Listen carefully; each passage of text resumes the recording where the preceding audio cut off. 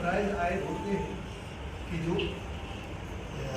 انبیاء ہم تک جب تک یہ دونوں چیزیں نہیں ہوتی، علم ہو اور عمل، تو ہم وارث کہلاتے ہیں. کیونکہ یاد رکھیے کہ علم ہو عمل نہ ہو انسان گمراہی کی طرف، اور عمل ہو علم نہ ہو انسان گمراہی کی طرف. دونوں ایک دوسرے کے لیے جزو لازم ہیں.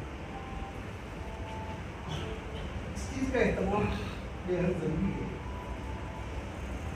حضرت امام احمد بن حنبل یعنی کہ وہ اپنی مسند میں کوئی بھی اس وقت تک درج نہیں فرماتے تھے جب تک کہ اس پر عمل نہیں.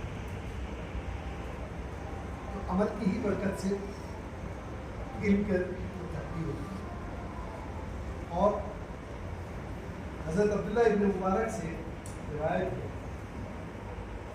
کہ وہ فرمایا کرتے تھے کہ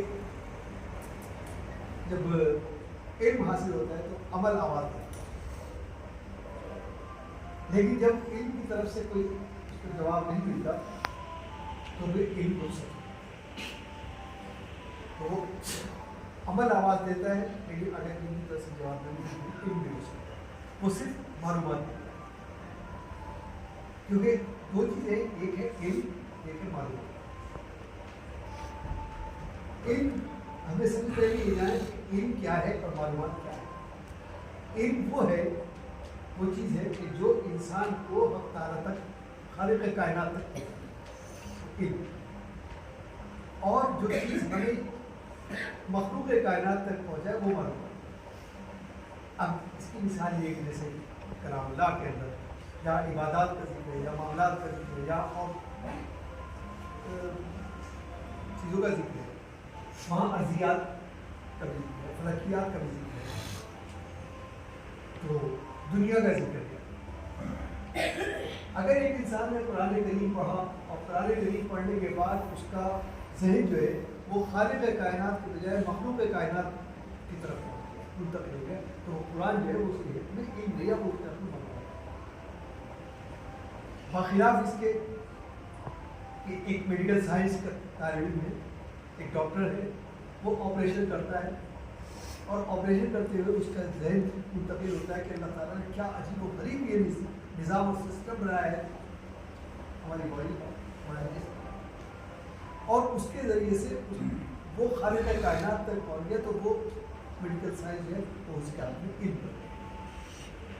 تو ہم کس چیز کو معلومات بنائیں، کس چیز کو علم بنائیں، یہ ہمارے اوپر علم اور ہمارے عمل پر منحصر ہے.